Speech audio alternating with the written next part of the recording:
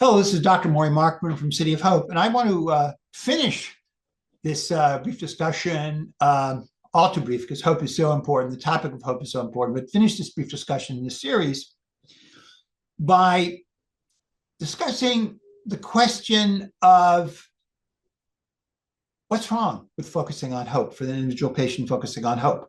In fact, there are studies that have actually looked at this question and have suggested that when a patient may have an advanced cancer and say, they have really great hope for the future, but as they transition, questions are asked over time, as they transition and the disease, let's say, does progress, in fact, their goals, this is a population-based, not an individual patient, their goals do change more to palliation. So even if a patient on day one of a diagnosis says, I'm hoping for cure, and it's not realistic, as things change, their goals may change. Again, a very important point to make. So where someone is at day one, if you ask them, that may not be where they're day 20 or day 50 if things change.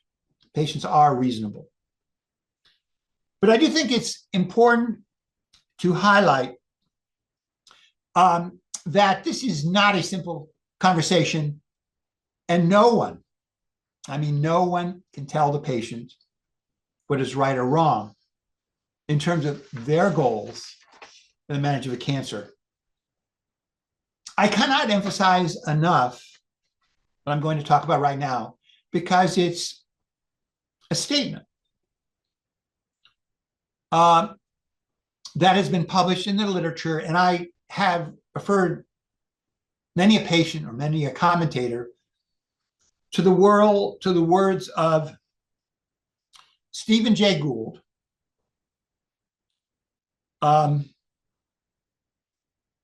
and you can see this online.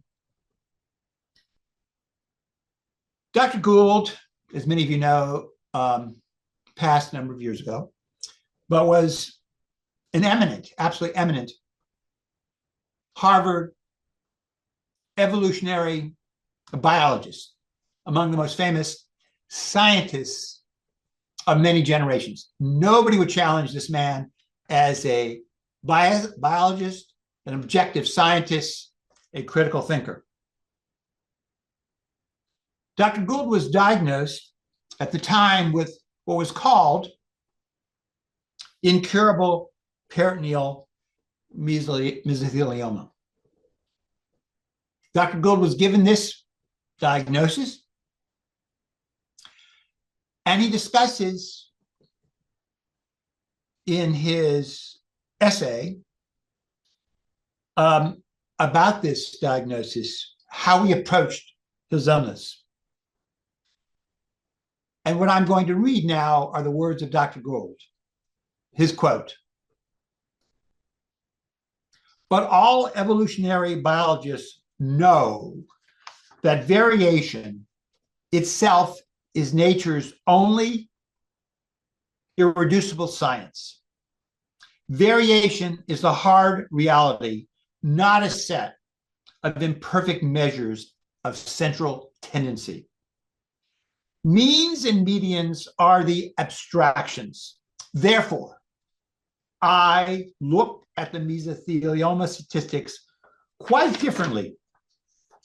And not only because I am an optimist who tends to see the donut instead of the whole, but primarily because I knew that variation itself is the reality. The distribution of the mesothelioma survival curve was indeed strongly right skewed, with a long tail, however small, that extended for several years beyond the 8-month median. I saw no reason why I shouldn't be in that small part of the tail.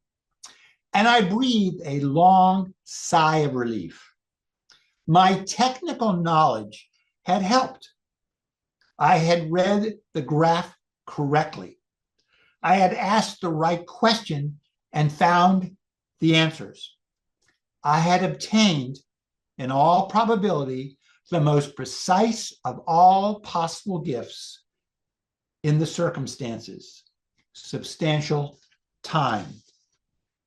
So I ask, unrealistic hope, or thoughtful personal decision in the face of a very difficult illness, a devastating malignancy. A question to ponder, and the answer can only be provided by the individual patient. And I thank you for your attention.